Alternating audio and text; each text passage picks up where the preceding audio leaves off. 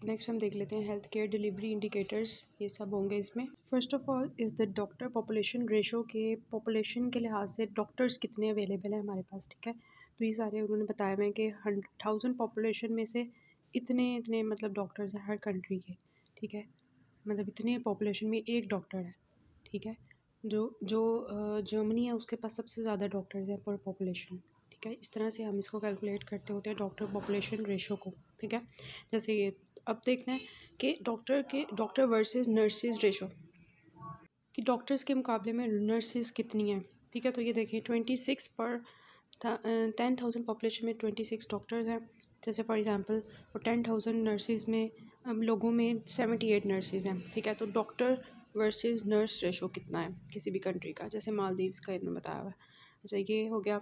उसके बाद आता है कि पॉपुलेशन वर्सेस बेड रेशो, के पॉपुलेशन कितनी है और बेड कितने हैं, ठीक है।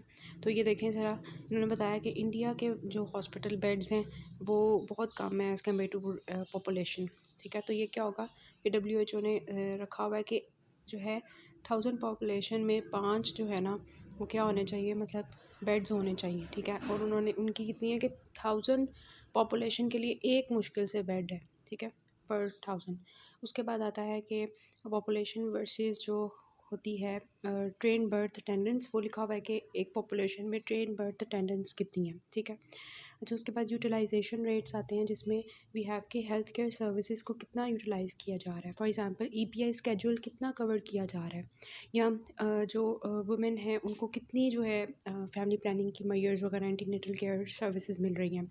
Hospital beds occupancy rate, hospital beds turnover ratio कितनी है, ठीक है। जैसे EPI का स्केड्यूल लोगों को कितना मिल रहा है, कितना लोग यूटिलाइज़ कर रहे हैं, फैमिली प्लानिंग लोग कितनी यूटिलाइज़ कर रहे हैं, ठीक है। और फिर के बेड के क्या होता है कि जितने हमारे पास नंबर ऑफ़ बेड्स अवेलेबल हैं उनमें से कितने ऑक्यूपाइड हैं, उसको कहते हैं बेड ऑक्यूपेंसी रेट, ठीक है। कि जितने नंबर ऑफ़ अवेलेबल बेड्स हैं उनमें से कितने ऑक्यूपाइड हैं। जैसे ये देखें इन्होंने बताया हुआ है कि ये सारे जो है बेड्स हैं इनमें से ये ऑक्यूपेंसी रेट 93 तक किसी कंट्री का पहुंच जाए फॉर एग्जांपल, कि अवेलेबल बेड्स जो हैं वो फॉर एग्जांपल 3 है और उसमें से 2 ऑक्यूपाइड हैं, इस तरह करके ना, कि कितने अवेलेबल हैं उनमें से कितने ऑक्यूपाइड हैं उसको हम कहेंगे बेड ऑक्यूपेंसी रेट, ठीक है। कि एक हॉस्पिटल में कितने जो बेड्स हैं उनमें से कितने ऑक्यूपाइड हैं, अवेलेबल बेड्स में से कितने ऑक्यूपाइड हैं, ठीक है।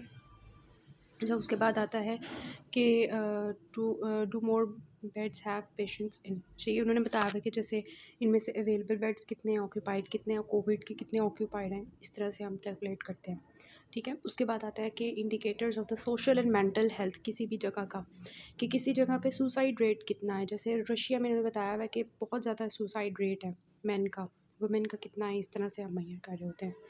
होमिसाइड रेट्स कितने हैं, सारी कंट्रीज़ के बताए हुए कि इस कंट्री के इस तरह से होमिसाइड रेट है। जैसे फॉर एग्जांपल टॉप कंट्री में आता है सालवेडर, इसमें वो बता रहे हैं कि बहुत ज़्यादा होमिसाइड रेट है, बहुत कत्ल होते हैं, ठीक है। और रोड ट्रैफिक एक्सीडेंट्स कितने होते हैं उस लिहाज से, कि ये कंट्रीज़ हैं जहाँ पे बहुत ज़्यादा रोड ट्रैफिक डेथ्स होती हैं, लीबिया में सबसे ज़्यादा। इस तरह से स्मोकिंग की कितनी आ रही है, मतलब कि ओवरऑल स्मोकिंग कितने लोग कर रहे हैं किसी भी कंट्री के, ठीक है। फिर आता है जुवेनाइल डीलिंक्वेंसी, ये लिखा हुआ है ना, इसमें ये होता है कि जो बच्चे हैं वो कितने जुर्म कर रहे हैं, क्रिमिनल एक्ट्स जो हैं वो कितने कर रहे हैं बच्चे, वो सोशल एंड मेंटल हेल्थ किसी भी जगह की होती है, ठीक है। फिर इन्वायरमेंटल इंडिकेटर्स आ जाते हैं, जैसे आजकल मैंने पहले भी बताया था कि लाहौर पाकिस्तान नंबर 1 पे आया हुआ है, ठीक है। उसका जो एयर पोल्यूशन वो बहुत ज़्यादा हो गई है, ठीक है। दिल्ली दूसरे नंबर पे है, कोलकाता इंडिया तीसरे नंबर पे, इस तरह से। फिर रेडिएशंस एक्सपोजर किस कंट्री में ज़्यादा है उस लिहाज से इन्वायरमेंटल इंडिकेटर्स होते हैं, रेडिएशन एक्सपोजर्स, ठीक है। फिर नॉइज़ एक्सप्लोजन कितना है किसी कंट्री का, ठीक है, नॉइज़ एक्सप्लोजन, ये हो गया नॉइज़ एक्सप्लोजन, ठीक है। फिर आते हैं हेल्थ पॉलिसी इंडिकेटर, जिसमें सिंगल मोस्ट इंपॉर्टेंट इंडिकेटर कौन सा होता है, allocation of the adequate resources. ये होता है कि फॉर एग्जांपल हमने कोई बिल्डिंग बनानी है ना, तो उसमें हमने किन लोगों को लेके आना है। बिल्डिंग बनाने में हम किसी डॉक्टर को तो नहीं ला सकते ना, मतलब कि हर हर कोई भी हमने काम करना है उसमें हर ऑक्यूपेशन का एक इंसान होना चाहिए, अपने काम के लिहाज से आएगा। फिर रिलेटिव इंडिकेटर्स क्या होते हैं कि जो ग्रॉस नेशनल प्रोडक्ट है उसमें से हेल्थ सर्विसेज में कितना यूटिलाइज़ हो रहा है और इन सब एक्टिविटीज़ में कितना यूटिलाइज़ हो रहा है, टोटल जो है प्राइमरी हेल्थ केयर किसी जगह की कितनी है, ये सारी हेल्थ पॉलिसी इंडिकेटर्स होती हैं। तो इनकी आपने जस्ट हेडिंग्स करनी है, इतना आप मतलब इसको मैं जस्ट ऐसे गुजार रही हूँ जल्दी जल्दी जैसे, क्योंकि हमने जस्ट इसका कॉन्सेप्ट लेना है। फिर पॉपुलेशन ग्रोथ किसी जगह की कितनी है, सोशियो इकोनॉमिक इंडिकेटर्स में, ठीक है, आ जाता है population growth in more and less developed countries, ठीक है। उसके बाद आता है कि per capita gross national product कितना है, मैंने पहले भी बता दिया था कि इसमें एक्चुअली होता है कि हर पर्सन जो है वो कितनी कमाई कर रहा है एवरेज। एम्प्लॉयमेंट अनएम्प्लॉयमेंट कितनी है किसी जगह की, डिपेंडेंसी, ठीक है, अनएम्प्लॉयमेंट डिपेंडेंसी रेशो कितनी है कि जो यंग पॉपुलेशन है वो कितने उनके ऊपर लोग डिपेंडेंट हैं, बूढ़े और बच्चे, ठीक है। कि ये हमने डेमोग्राफी में देखा था कि ये क्या होता है। फिर किसी भी जगह की लिटरेसी कितनी है, जैसे कि देखें ज़रा 20% लिटरेसी जो है ना इस कोने में है पाकिस्तान के, और बाकी 80% लिटरेसी, ज़्यादातर लोग यहाँ पे लिटरेट होते हैं, ठीक है, इस तरह से। फिर के फैमिली कितनी है ना, फैमिली साइज़ कितना है किसी भी पाकिस्तान में, तो फैमिली साइज़ बहुत मतलब पहले से ही कम ही हो गया, आई थिंक पहले बहुत ज़्यादा होता था।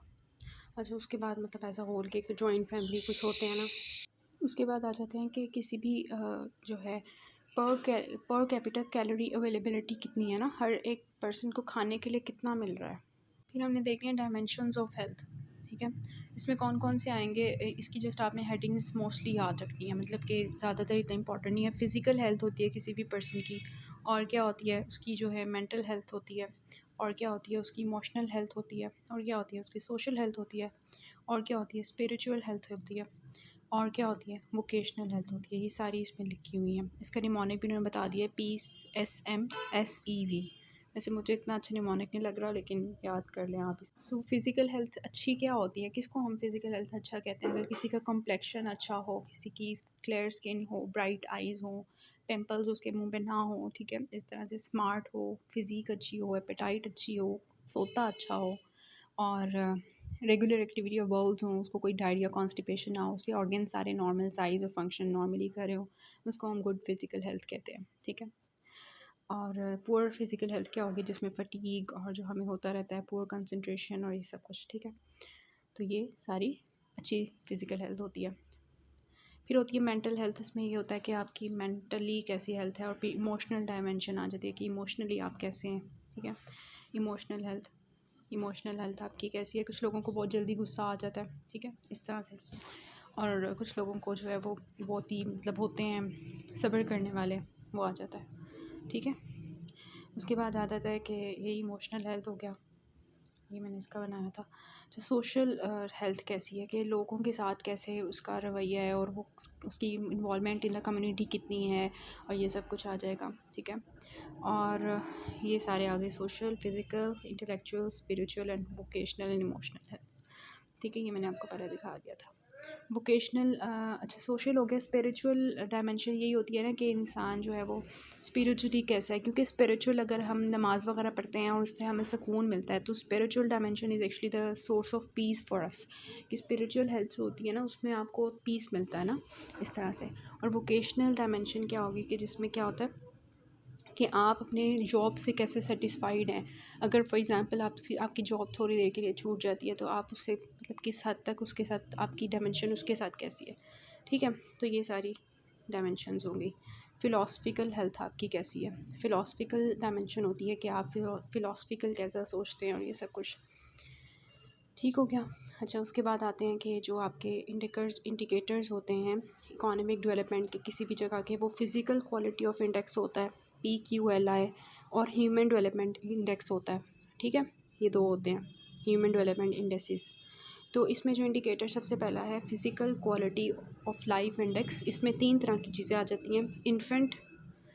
इन्फेंट मोर्टेलिटी, लाइफ एक्सपेक्टेंसी कितनी है सबसे पहले, कि हम जब पैदा होते हैं तो तब से लेके हमें पता होता है हमने कब तक ज़िंदा रहना है। अभी मैं सोच रही हूँ कि शायद मैं 60 ईयर्स तक ज़िंदा रहूँ, तब एवरेज लगा लो, ठीक है। 60 ईयर्स मुझे लगता है एवरेज होता है, लेकिन हर कंट्री का डिफरेंट होता है लाइफ एक्सपेक्टेंसी। तो इन्फेंट मतलब लाइफ एक्सपेक्टेंसी है टू एज 1 ईयर, 1 साल के बाद कितनी लाइफ एक्सपेक्टेंसी है।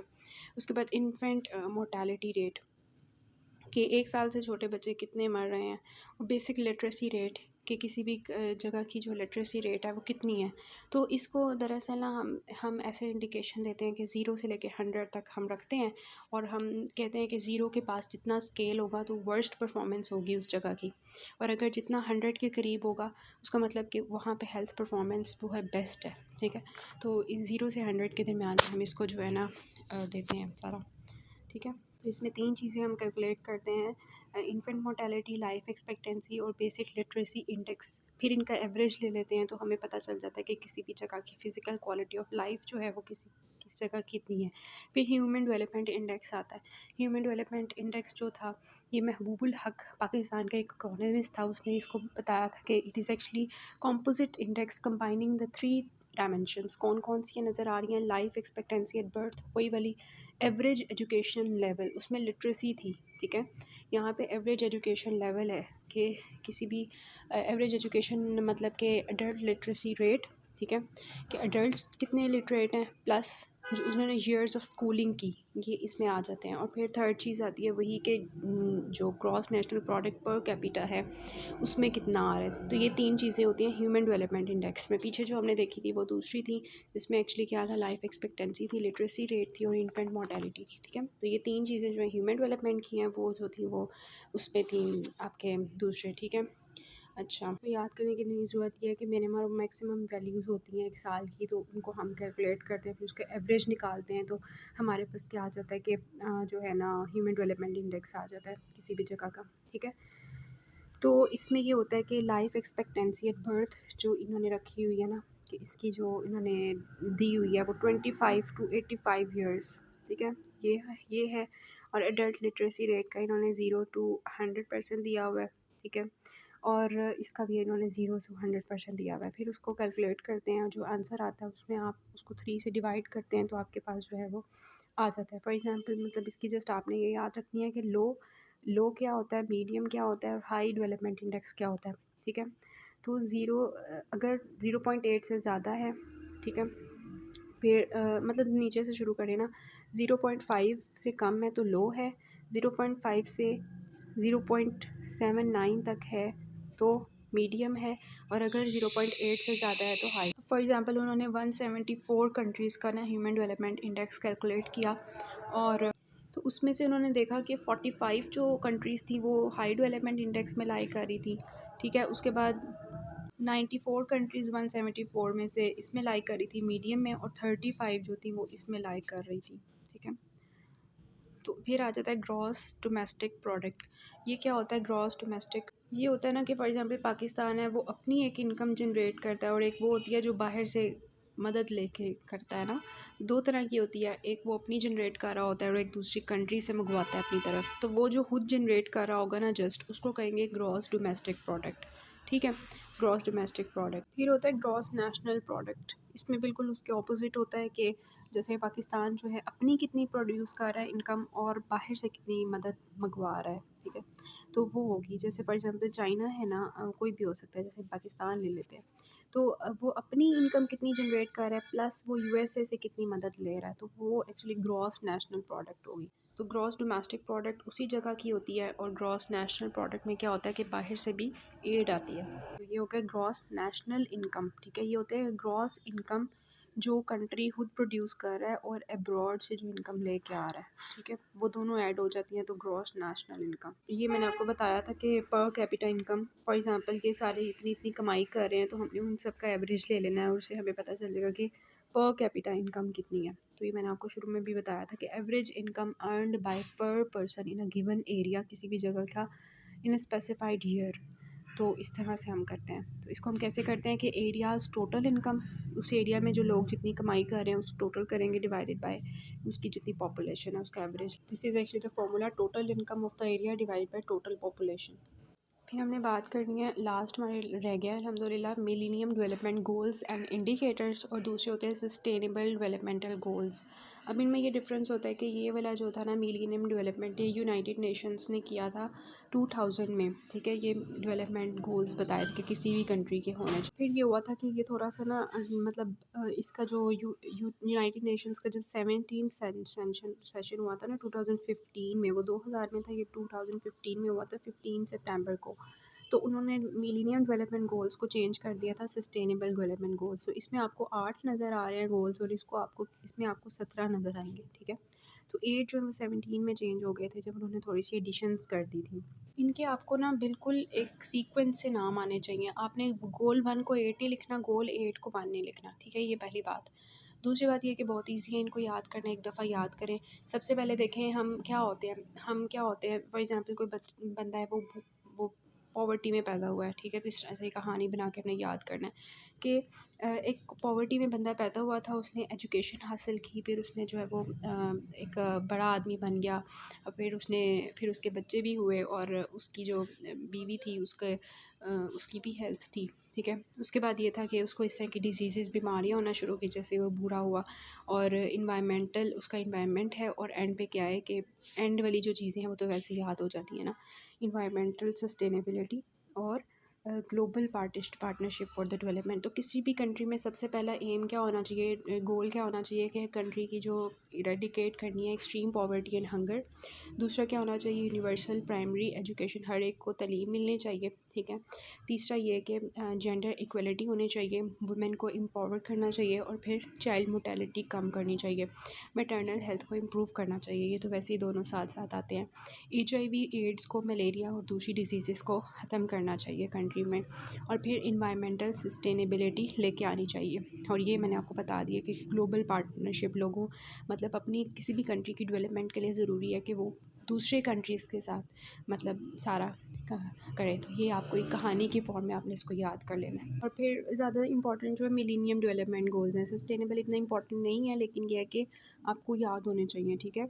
अब इसके 17 हैं, और थोड़े से याद है वाले तो आपको याद है ना कि नो पॉवर्टी नो हंगर, ये जो पहले वाले 2 थे ना, मतलब गोल 1 था मिलेनियम का, eradicate extreme poverty and hunger, वो एक में ही था। इन्होंने 1 और 2 को अलग-अलग कर लिया, ठीक है। उसके बाद जो मिलेनियम डेवलपमेंट गोल का 2 वाला था ना, वो ये था ना एजुकेशन वाला, तो इन्होंने उसके दरमियान में एक घुसा दिया कि जब ये नो पॉवर्टी और नो हंगर होगी ना तो गुड हेल्थ हो जाएगी। फिर जेंडर इक्वलिटी वही है जो एजुकेशन के बाद वो बड़ा आदमी बन जाता है, ठीक है, वो वाला। और फिर अब इसके अगले वाले में ना कोई भी मिलेनियम डेवलपमेंट गोल का ना इतना खास नहीं आएगा। अब 6 से आपने स्टार्ट हो जाना है पानी से, ठीक है। 6 में पानी है, और पानी से हम एनर्जी बना सकते हैं ना, तो वाटर एनर्जी।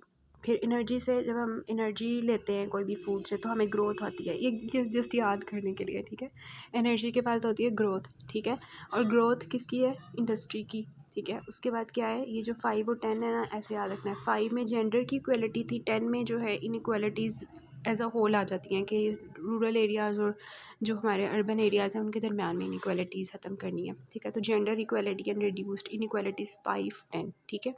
और उसके बाद जो ये दोनों हैं ये आपको याद करने पड़ेंगे कि इसमें हमने सिटीज़ एंड कम्युनिटीज़ जो हैं उनको सस्टेन करना होता है, और कंजम्पशन एंड प्रोडक्शन, ठीक है। कंजम्पशन एंड प्रोडक्शन के सिटीज़, सी फॉर कंजम्पशन, ठीक है। इस तरह से याद कर लिया। और नीचे वाली सारी वो वाली हैं जो इन्वायरमेंट की होती हैं, climate action, life below water, life on land, peace, ठीक है। कि सबसे पहले पूरा क्लाइमेट है, उसके बाद पानी के नीचे वाली ज़िंदगी है, फिर ज़मीन वाली ज़िंदगी, और फिर वो सारी पीस के साथ रहे, ठीक है। Peace, justice and strong institutions. तो ये हो गया। और 17 पे वही पार्टनरशिप्स फॉर द गोल्स, वो जो 17 वाला ना वो लास्ट वही है जो मिलेनियम डेवलपमेंट वाला था। तो एज अ होल अगर हम देखें तो ये दोनों मिलेनियम डेवलपमेंट के थे, और ये वाला था, ठीक है। कि no poverty no hunger, quality education, उसके दरमियान में गुड हेल्थ आ गई थी जो इन दोनों की वजह से थी, ठीक है। उसके बाद हमने क्या किया, उसके बाद 5 और 10 को तो हमें वैसे याद हो गया ना, ठीक है। और हमने कैसे याद किया, पानी, एनर्जी, ग्रोथ, ठीक है। ग्रोथ किसकी है, इंडस्ट्री की, ये भी याद हो गए। और ये वाले CC से हमने याद कर लिए थे, 11 और 12 CC हैं। और नीचे वाली सारी वो हैं, वो इन्वायरमेंट से रिलेटेड हैं, क्लाइमेट, वाटर वाली ज़िंदगी, फिर जो है ऊपर वाली लैंड वाली ज़िंदगी, और फिर पीस के साथ वो रह रहे हैं। और 17 वाला वैसे ही पार्टनरशिप है। तो ये 1-2 दफ़ा इस तरह से करेंगे ना तो याद हो जाएगा इंशाल्लाह। उसके बाद जो इसके टेबल्स एंड में बने हुए हैं वो जस्ट आपने देख लेने। रिस्क फैक्टर्स लिखा हुआ है कि एट्रीब्यूट होता है that is significantly associate the development of disease, के जिसकी वजह से वो रिस्क फैक्टर होता है जिसकी वजह से डिसीज़ डेवलप होती है, जस्ट ये लिखा हुआ। This is all about this chapter.